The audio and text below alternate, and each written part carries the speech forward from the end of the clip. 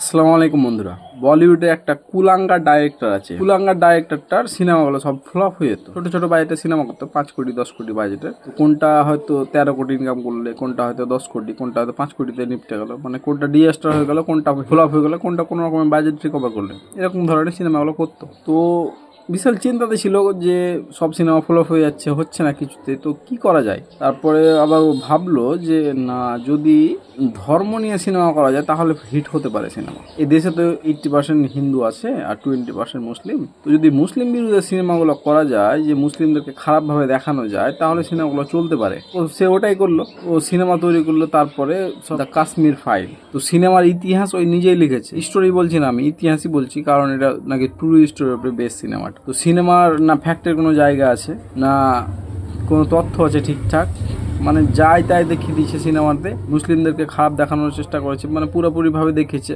অন্ধভক্ত কিছু আছে ভারতে যারা দেখেছে সিনেমাটা হিট হয়েছে, ভালোই হিট হয়েছে। বিজেপি সরকারের ছাদে চড়া হয়ে গেলো দেখে সিনেমা, ট্যাক্স ফ্রি করে দিল সিনেমাটাকে, বিশাল চললো সিনেমাটা। তো ওই কুলাঙ্গার ডাইরেক্টরটা ভাবছে যে আমি তো ফর্মুলা পেয়ে গেছি, এবার সিনেমা ট্রেলার নিয়ে এসছে বেঙ্গল ফাইল, সেম একই ফর্মুলাতে। মানে মুসলিমরা কত খারাপ, দেশের স্বাধীনতাতে মুসলিমদের কোনো হাতই নেই, ওদের কথা মতো। ভারতের মুসলিমদের ব্যাপারে কিছু কথা বলছি আমি আপনাদের। ভারতে 90% মুসলিমরা নামাজই পড়ে না, এটা ফ্যাক্ট। মসজিদে যাবে নামাজ পড়তে 2 লাইন 3 লাইনের বেশি লোক নেই। ভারতে মুসলিম তো অনেক। তো আপনাদেরকে মনে হয় যে নিজের ধর্মটাই পালন করে না, একজন মুসলিমকে মুসলিম করে নামাজি, নামাজ না হলে সে মুসলিমে গণতে হবে না। তো যারা নামাজই পড়ে না, আপনার মনে হয় তারা ধর্মের জন্য যুদ্ধ করতে হবে? মুসলিম ধর্মে কি বলেছে যাও যুদ্ধ করো গা, নির্দোষ লোককে মারো গা? কোন ধর্মে এটা বলে না। আর এই প্রোপাগান্ডা সিনেমাগুলোতে এটাই দেখাচ্ছে। কোন মুসলিমটা সবসময় পাঞ্জাবি আর টুপি পরে থাকে, গলাতে তাবিজ থাকে? কটা মুসলিমের সিনেমা মুসলিমদেরই আমি দেখতে পাই গলাতে তাবিজ থাকবে, মাথায় টুপি, পাঞ্জাবি আর চোখে সুরমা। আমরা যত মুসলিমদের সঙ্গে চলি, আমার তো দেখা কেউ নেই যে পাঞ্জাবি টুপি আর চোখে সুরমা দিয়ে ঘুরে বেড়াচ্ছে। হ্যাঁ, হয়তো শুক্রবার দিন পাঞ্জাবি টুপি পরে নামাজটা পড়তে যায়, হয়তো সুরমা দিলে কেউ,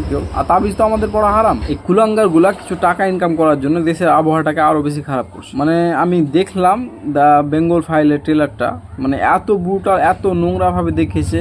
আর গান্ধীজি রোল করেছে অনুপম খের, যে গান্ধীজির জুতা মুছার যোগ্যতা নেই যার, সে গান্ধীজি রোল করেছে। মানে কি ধরনের রোল করতে পারে ভাবুন। ট্রেলারটা এত জঘন্য ভাবে করেছে না যে বলার নয়। আমার বিশ্বাস এই সিনেমাটাও ভালো ইনকাম করবে। এই কুলাঙ্গারটা ফর্মুলা পেয়ে গেছে সিনেমা করার। আর কিছু অন্ধভক্ত আছে আমাদের ভারতবর্ষেই। 80% হিন্দু যদি থাকে, মুসলিমরা তো এই কুলাঙ্গারের সিনেমা দেখতে যাবে না। 80% হিন্দুর মধ্যে যদি 1% যায়, 1-1.5 কোটি মানুষ যদি দেখতে যায়, তাহলে 300 কোটি টাকা আরামসে ইনকাম করবে। আমার অনুরোধ থাকলো সবার কাছে, এই কুলাঙ্গারের সিনেমাটাকে বয়কট করুন। এর আগে সিনেমা তো কোনোদিন হিট হয়নি যে হিন্দু মুসলিম করে সিনেমা তৈরি করো। ইতিহাসের গোষ্ঠী বেঁচে রেখে দাও, নিজের মতো করে ইতিহাস লিখো, দিয়ে সিনেমা তৈরি করো। দুটি সমুদায় একে অপরের ভেতরে হিংসা ভরে দাও, আর সিনেমা হিট।